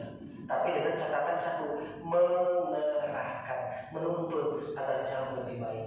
Ketika salah, dievaluasi salahnya. Nanti kita ada teori restitusi. Seperti itu Bapak Ibu semuanya ya. Ini adalah posisi manajer yang dilakukan seorang guru. Dampaknya posisi manajer ini apa? Murid menjadi mandiri. Kemudian percaya diri dan dapat memecahkan masalah. Ya. Jadi tidak hanya tadi kalau pemantau, guru tidak mandiri, ya, apalagi penghukum seperti itu ya. Kemudian, oke. Teman-teman ini baru mudah-mudahan satu lagi ya, keyakinan kelas kita. Baik, untuk tadi 5 posisi kontrol, ada yang perlu disampaikan?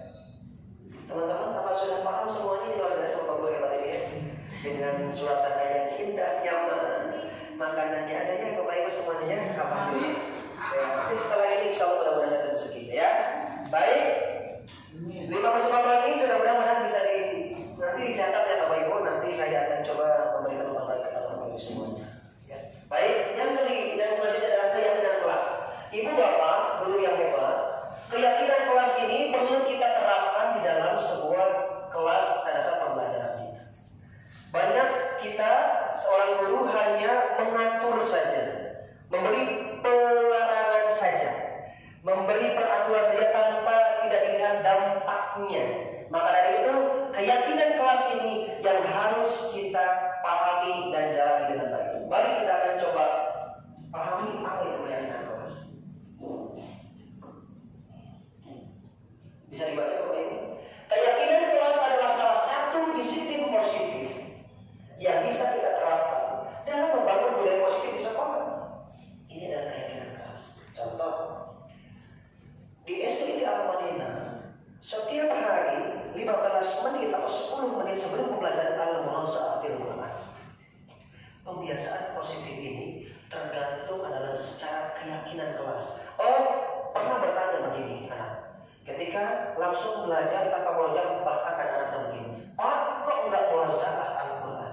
Ini adalah keyakinan bahwasanya ini yang diterapkan keistiqomahan. Maka dari itu semuanya teman-teman Bapak Ibu guru hebat, keyakinan kelas ini adalah salah satu disiplin positif yang bisa kita terapkan dalam membangun budaya positif di sekolah. Budaya positif yang tadi disampaikan. Ya, tadi budaya positif apa? Ada yang tahu tadi? Silakan jawab. Budaya positif itu apa? Kebiasaan yang baik yang terus dilaksanakan di lingkungan. Baik. Ini ya, keyakinan kelas salah satu disiplin positif yang bisa kita terapkan dalam membangun budaya positif di sekolah. Baik, kita lanjut Bapak Ibu semuanya. Kenapa keyakinan kelas?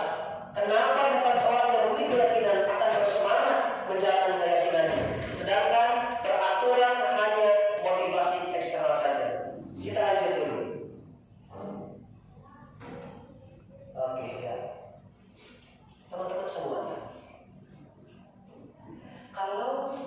keyakinan kelas dengan peraturan itu ada perbedaan. Kita sering begini, tadi yang saya sampaikan, dilarang membuang sampah sembarangan. Larangan udah pasti ada niat ketika siswa membuang sampahnya, nggak ketahuan ini sama Pak Asep, buang sampahnya di sini. Contoh, dilarang udah bisa kemungkinan si anak ini bisa membuat hal-hal yang tidak baik. Nggak ada orang ini, contoh ya. Tapi kalau keyakinan kelas, yakin bahwasanya ketika dia melakukan hal-hal yang tidak baik, dia yakin kehormatan, peduli, integritas, kejujuran, pelayanan, keamanan, kesabaran, tanggung jawab, mandiri, berprinsip, keselamatan, kesehatan dan lain-lain. Bisa tidak teman-teman? Mungkin salah satu teman-teman semuanya bisa menjelaskan ya sedikit pengertian keadilan itu apa? Boleh? Atau kehormatan, peduli? Boleh? Di sini ada yang mau jawab satu saja, boleh? Kaitannya dengan Pendidikan, pembelajaran, betul. Ada? Silakan. Ini lebih universal, ada keadilan, kehormatan. Keadilan di kelas itu apa sih? Contoh ya, bisa mungkin teman-teman nanti insya Allah ya. Mudah-mudahan jawaban teman-teman bisa menjadi refleksi buat saya. Oke. Ada teman-teman dari nilai keadilan di kelas itu seperti apa sih? Kemandirian, kehormatan, peduli, integritas sampai dengan kesehatan. Bisa teman-teman bisa kita coba kolaborasi. Mungkin teman-teman boleh menjawab, boleh bukan menjawab ya, apa namanya itu, bertukar pikiran berkaitan dengan nilai-nilai kebajikan di dunia bersama. Ada? kalau keadilan kayak di Silakan. duha Pak, Oh gimana tuh? ada anak yang maksudnya apa sih itu? Telat, lambat, boleh? Satu anak maka satu kelas ya kalau nggak salah. Boleh ya. Oke, good. Ada lagi? Mungkin lebih spesifik lagi di dalam kelas boleh? Ada? Nggak ada. Baik, mungkin lagi mikir-mikir ya. Nggak apa-apa. Mikir ya. Nggak apa-apa ya. Baik. Apa? Enggak ya. Oke. Tanggung jawab mandiri berprinsip Apa, Pak? dalam pembelajaran yang ada suasana kelas. Suasana kelas. Oke, good. Semua ini Bapak Ibu, nilai-nilai kebajikan secara universal ini yang harus kita laksanakan di dalam sebuah pembelajaran. Keadilan kita bagaimana sikap adil seorang guru kepada peserta didiknya. Tidak memilih kamu pintar, kamu kurang pintar, jangan bilang kamu kurang pintar atau kurang telat lah gitu ya. Ya. Kemudian kehormatannya kita jaga, kita hormati apa yang disampaikan siswa ketika dia berpendapat, kita hargai. Kamu bagus nak, jawaban kamu sudah oke, sudah baik, minimal kamu tetap harus rajin baca. Itulah kehormatan yang kita peduli. Bagaimana tidak seorang guru peduli terhadap siswanya, jangan sampai acuh tak acuh. Anak sakit muntah didiamin di dalam kelas. Anak mau kamar mandi udah nggak karuan sakit ya, didiamin. Ujung-ujungnya membahayakan atau memudaratkan ke teman-teman. Ini peduli kita. Integritas kita sebagai guru kepada peserta didik yang harus didasari bahwasanya guru harus memiliki integritas yang tinggi, yang baik kepada siswa. Kemudian kejujurannya, kita latih kejujuran anak. Ya, bagaimana tidak? Sifat jujur adalah salah satu akhlak yang baik yang dimiliki Rasulullah ya, jujur as-siddiq ya. Pelayanan kita harus baik. Kemudian keamanannya dijaga, itu keamanan di kelasnya. Jangan sampai ada yang bunyi segala macam. Kita pilih CCTV di sini ya, di kelas. Luar biasa pentingnya ya. Jadi keamanan ketika seorang murid peserta didik aman kepada murid yang lain, tidak saling membuli, berantem segala macam kita hindarkan. Jaga keamanannya. Kesabaran baik itu secara guru atau seorang peserta didik harus sabar. Satu, kita berikan kesabaran, pendidikan kesabaran kepada siswa. Nah, tidak ada manusia yang sempurna. Kakak hari ini gak apa-apa, berproses agar jauh lebih baik. Nggak bisa matematika hari ini, besok pasti bisa. Oh besok belum bisa, besok lagi pasti bisa. Terus kita tanamkan kesabaran, uji kesabaran anak dengan pengetahuan yang kita laksanakan. Oke, kemudian tanggung jawab, kita latih tanggung jawab. Ketika mengerjakan tugas harus dikerjakan tepat waktu, tidak boleh telat, kan begitu ya. Kemudian mandiri siswa, kemandiriannya kita jaga, kita berikan yang terbaik. Kemudian berprinsip keselamatan dan lain sebagainya. Baik teman-teman, kita lanjut lagi. Prosedur pembentukan keyakinan kelas. 1. Mempersilahkan warga sekolah atau murid untuk bercurah pendapat tentang peraturan yang perlu disepakati. Itu satu ya. Yang kedua, mencatat semua masukan-masukan para murid atau warga sekolah di papan tulis, ya, atau di kertas besar, kertas ukuran poster yang boleh, di mana semua anggota kelas warga sekolah bisa melihat hasil curahan pendapatnya. Itu yang kedua. Yang ketiga, tinjau kembali daftar curahan pendapat yang sudah dicatat. Ajak warga sekolah murid-murid untuk menentukan nilai kebajikan apa akan keyakinan yang dituju dari peraturan tersebut. Contoh, berjalan di kelas, dengarkan guru, datang tepat waktu, berada di bawah satu poin yaitu keyakinan untuk saling menghormati atau nilai kebajikan hormat. Oke, teman-teman semuanya, kita lanjut ya. Nah, untuk 4, tinjau ulang keyakinan sekolah kelas secara bersama-sama. Sebaiknya keyakinan kelas tidak terlalu banyak, bisa berkisar antara 3 atau 7 prinsip saja. Ini contohnya teman-teman ya, ini. Kemudian meninjau ulang atau menyetujuinya. Ini dengan mendatangi keyakinan sekolah tadi, termasuk guru dan semua warga murid ya. Contoh keyakinan kelas nih, 1, Bapak Ibu. Keyakinan kelas 1 3/5, contohnya ini contoh saja ya, bisa dilihat sama Bapak Ibu. Setiap anggota kelas perlu belajar, setiap anggota kelas perlu senang. Ini contoh keyakinan kelasnya dari kelas 1 kelas 5 ya. Selalu bersikap positif, kemudian senantiasa menjadi diri yang terbaik dan semuanya. Baik, kita lanjut ya Bapak Ibu. Kita cepat saja. Contoh keyakinan kelas ini ya. Hormat ya. Kami meyakini bahwa sangat penting untuk menghormati semua orang dan barang milik orang lain. Ini keyakinan kelas 7 ini, contoh di SMP-nya. Tadi di SD, sekarang di SMP-nya. Ini saya buat dari bermacam-macam teori ya. Kemudian ini terkait dengan keyakinan kelas pekerja. Kerjasama boleh, ini seperti ini ya keyakinan kelasnya. Kami meyakini bahwa, jadi meyakini, ini namanya juga keyakinan kelas. Gitu ya. Kalau hormat, kami meyakini bahwa sangat penting untuk menghormati semua orang dan barang milik orang lain. Seperti itu ya. Kemudian kegiatan-kegiatan pendalaman keyakinan kelas. Ini Bapak Ibu semuanya bisa dilihat ya. Di sini tempat seperti orang tepat waktu ya. Kemudian sering hadir terlambat, ini tidak tampak seperti. Kalau orang hormat, kalau orang berkeyakinan mengerti akan arti hormat itu apa, maka ini akan tampak seperti datangnya tepat waktu, menyapa teman dan guru. Kalau orang yang tidak tahu apa arti sebuah keyakinan kelas, maka hormat ini tidak tampaknya sering dia hadir terlambat. Ya, kemudian tidak acuh pada teman-teman. Ini teman-teman, ini untuk tampak seperti atau tidak tampak seperti yang disebut keyakinan kelas tadi. Kemudian lanjut ya. Ini bagian tampak seperti KBY, Bapak Ibu bisa lihat. Ya, oke. Lanjut dulu ya, Bapak Ibu ya. Ini terlihat, terdengar dan berperilaku. Ini teori KBY ya. Next. Kegiatan tugas-tugas saya ini juga sama keyakinan kelasnya. Kita lanjut dulu.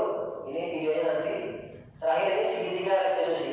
Oke teman-teman, saya akan coba yang segitiga restitusi ini. Nah, saya coba jelaskan sedikit saja. Mudah-mudahan 10 menit kita sampai selesai ya. Segitiga ini adalah suatu proses dialog yang dijalankan oleh guru dan orang tua agar dapat menghasilkan murid yang makin bertanggung jawab. Mana sih konsep contohnya? Akan saya coba jelaskan sedikit saja. Nih ya, sebentar. Proses dialog segitiga restitusi. Artinya segitiga restitusi ini tidak menyalahkan anak ketika anak berbuat salah, itu maksudnya. Ada 3 konsepnya. 1, menstabilkan identitas. Yang kedua, validasi tindakan yang salah. Yang ketiga, menanyakan TN. Ini maksudnya teori segitiga restitusi. Ini yang harus kita kembangkan dalam proses pembelajaran. Ketika ada anak yang salah, kita teori ini yang kita pakai. Secara teori seorang manajer, bukan penghukum atau kamu salah, kamu bapak hukum.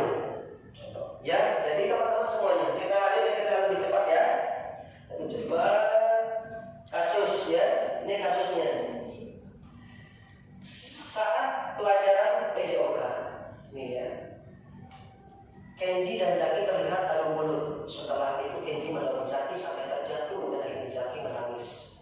Lalu dibawa teman-temannya ke kelas. Melihat kejadian itu, Bu Fatima, guru olahraga meminta Kenji untuk menemui Pura warga Sima di ruang. Ini kasus yang memang contoh kasus ya. Ada seorang murid Kenji dan Zaki adu mulut. Ya, ketika itu setelah itu Kenji mendorong Zaki sampai si Zaki ini terjatuh nangis. Melihat kejadian itu Bu Fatimah guru olahraga meminta Kenji untuk menemui Ibu Ra. Nah, sikap guru yang tadi memanggil Kenji, coba Ibu kalau seandainya seperti itu, apa yang akan Ibu sampaikan kepada dia? Cek, kamu salah. Kamu dorong Kenji bukan? Kamu bapak hukum, kamu ibu hukum, begitu ya? Benar tidak? Gimana? Coba yang disampaikan gimana? Bapak Ibu mungkin bisa menjelaskan. Kalau ada kejadian seperti ini, apa mungkin itu penghukum kita sebagai penghukum, atau sebagai pemantau, atau sebagai manajer? Manajer. Bagaimana caranya? Gimana? Betul. Ini yang dinamakan teori restitusi. Nah, kita akan coba ya, ya. Menstabilkan identitas. Teori yang tadi, restitusi tadi, ketika ada kejadian ini menstabilkan identitas. Kita panggil murid yang bertingkah laku tidak pantas. Saat itu sudah mengalami identitasnya yang gagal. Bila kita mengkritik atau memarahi, maka posisinya tidak akan berubah. Salah juga kita kalau kita salahkan kan, tapi kita panggil stabilkan dulu identitasnya. Apa maksudnya? Mempersilahkan pertama, silakan dulu Ibu kenal sekali dengan Kenji, ada apa nak? Panggil dulu, memberi kesempatan kepada Kenji untuk mengutarakan kesalahannya. Ya, saya kesal Bu, si Jaki ngelebihin nama orang tua saya terus, udah 5 kali Bu, bapak saya nama Udin, siapa ya? Dia ngelebihin nama orang tua saya. Mencoba memahami perasaannya. Oh begitu, Ibu paham, kamu pasti kesel banget ya. Ibu juga akan marah apabila ada di posisi kamu. Terus dilanjutnya, mengenali perilaku murid, validasi tindakan yang salah. Yang kedua, melindungi. Wajar kamu marah, kamu mempertahankan sesuatu yang berharga di hidup kamu. Memberi kesempatan kepada Kenji untuk bercerita. Ya Bu, saya tidak suka nama orang tua saya diejek Bu, gitu ya. Kalau ibu-ibu memberikan validitasnya ketika Bapak Ibu semuanya, terima kasih atas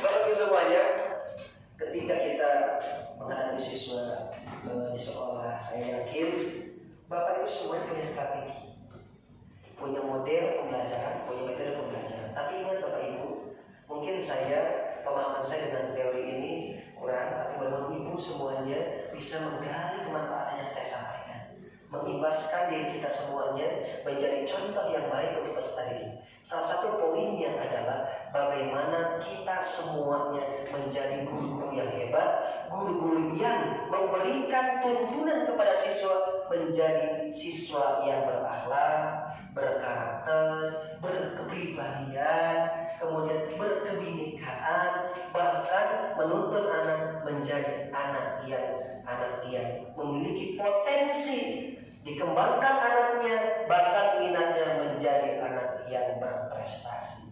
Amin ya Allah ya Rabbal.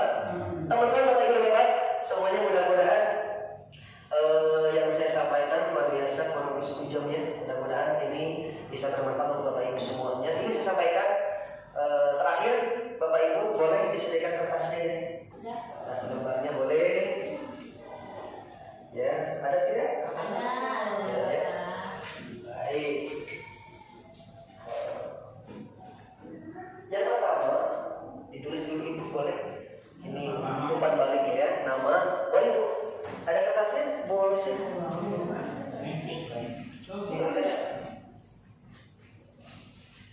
Ada? Ini kasih nama ya, kasih nama. Nanti biar nanti ada umpan baliknya ya. Dari Bapak Ibu semuanya untuk mengevaluasi diri saya biar jadi lebih baik dan mudah-mudahan menjadi contoh untuk Bapak Ibu semua. Yang pertama,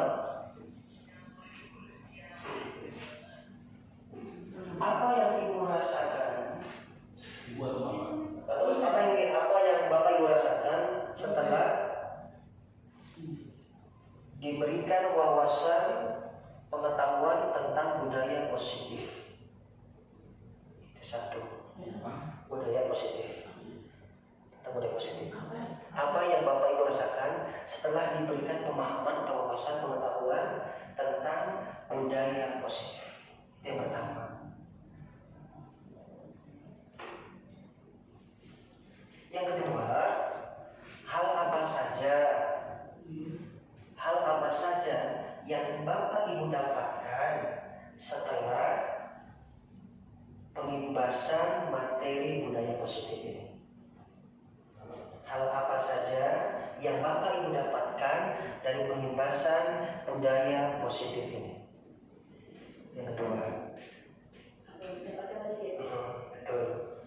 Apa yang Bapak Ibu dapatkan dari pembebasan budaya positif? Yang ketiganya, hal baik apa yang sudah Ibu lakukan? Hal baik apa yang sudah Bapak Ibu lakukan setelah memahami materi budaya positif ini? Tiga, materi budaya positif ini. Yang keempat, yang ketiga, hal baik apa yang sudah Ibu atau Bapak lakukan setelah memahami materi budaya positif. Yang keempat, oke, sudah. Yang keempatnya, saran baik apa yang Ibu berikan kepada pengimbas atau saya ya, selaku pengimbas CDP untuk kedepannya boleh ya. Untuk kedepannya saran baik apa yang Ibu berikan kepada calon guru penggerak, boleh calon guru penggerak Pak Asep boleh gitu ya. Yang kelimanya, kritikan yang bisa memberikan pengetahuan jauh lebih baik ke depan. Boleh Bapak Ibu semuanya sambil di mudah-mudahan semuanya hari ini, mudah-mudahan hari ini Bapak Ibu silakan dijawab dulu, nanti kita akan tutup ya. Sekarang Bapak ya, nanti biar nanti dibuktikan ini sudah ada baliknya dari teman-teman semua. Boleh ya, saya tunggu ya 5 menit sampai 10 menit ya.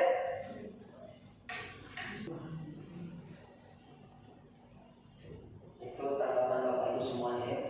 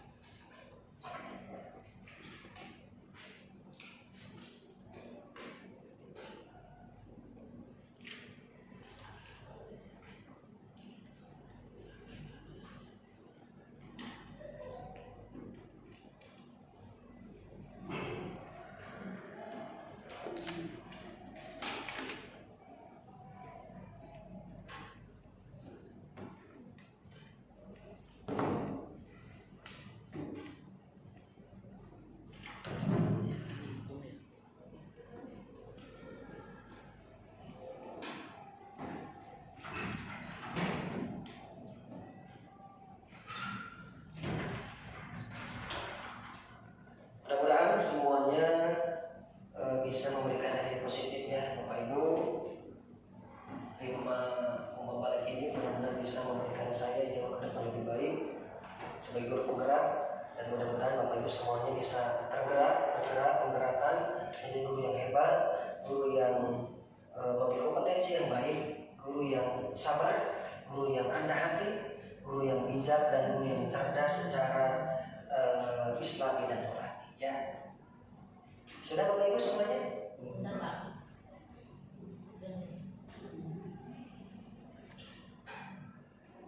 Baik, terima kasih Bu Husnul, luar biasa top ya. Bu Husnul berarti dapat tadi hanya 2 ya. Ya.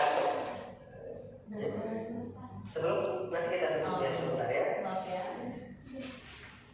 Jangan lupa. Jangan lupa.